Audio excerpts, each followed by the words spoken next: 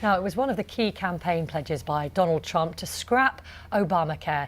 But the US president's plan to replace Barack Obama's healthcare program was abandoned moments before a vote in Congress, after it became clear it wouldn't get enough support to pass. President Trump has said there were parts of the bill he didn't like anyway, and it'll mean a better bill at some point in the future. Well, joining us now from Washington is Anneke E, a former advisor to George W. Bush.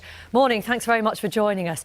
Repealing Obamacare was so central to the whole of Donald Trump's campaign. So how big a blow is this?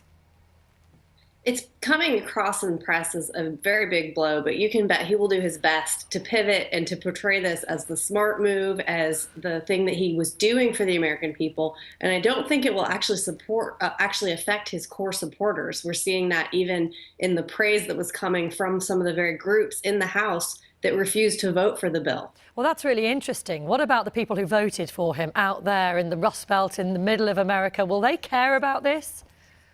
They will definitely care, but I think that so far, with his popularity being at about 51% with his supporters, with people generally, I think they're going to see this. They're going to listen to him when he says, "Well, you know what? The Democrats just wouldn't join us in voting for this."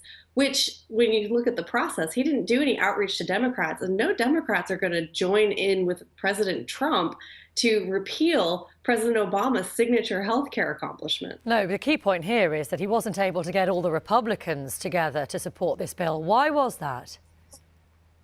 Well, he tried to reach out to the Republicans. I think he underestimated how difficult it is legislatively to get something done, particularly with something as contentious and as important to the far right wing of the party as repealing Obamacare is. And when it came down to it, despite sending Vice President Pence to the Hill multiple times and doing a lot of one-on-one personal outreach, Pence was bringing members to the vice presidential residence. Trump was bringing people in and out of the Oval Office, to the point that one person said it was like a train station, the number of people coming in and out. Yet the very people in that caucus who said, "We love Trump, we support him, but we can't vote on this bill because of the policy," just said they wouldn't do it, so they pulled the bill. So what happens now? Does he just forget about it for the rest of his term? Does he move on to something else?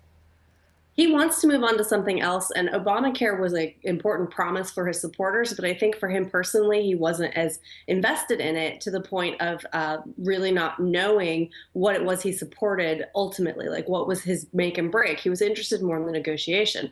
So moving forward, what his line is going to be is, we're going to get a beautiful deal for the American people once Obamacare fails. So his plan now is to let it crumble, to have premiums continue to increase, and increase the amount of dislike for the bill, so that perhaps some of the people who opposed it in the House will actually vote for another bill. We'll get back on board, yeah, because he's warned that Obamacare will explode.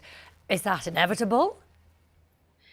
Well, the way it's been on track is it's not sustainable. The premiums continue to rise, and this is after the debacle of the rollout, where people who were promised verbatim, if you like your coverage, you can keep it, and where even the website to register was crashing and people were coming up against deadlines that they would be fined if they weren't registering. This is even after that. Premiums continue to rise, and that's something that is continuing to be a problem. It actually arguably affected votes for Hillary Clinton, because there was one of those deadlines right before the election, and people were very upset to see how few options they had for their insurance. Anneke E, many thanks for your time today. Thank you.